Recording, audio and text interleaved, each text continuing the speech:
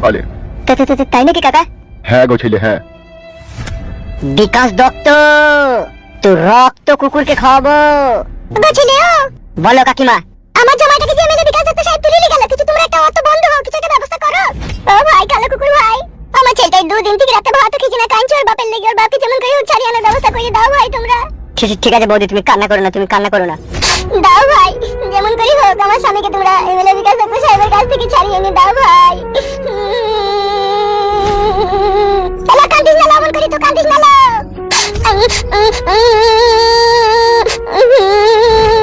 বৌদি তুমি কেঁদো না, আমি বলছি তো তুমি কেঁদো না। একটা ব্যবস্থা করো ভাই, যেমন করে একটা ব্যবস্থা করো। বেশ ঠিক আছে, তুমি নিজেকে শান্ত করো, তুমি নিজেকে শান্ত করো।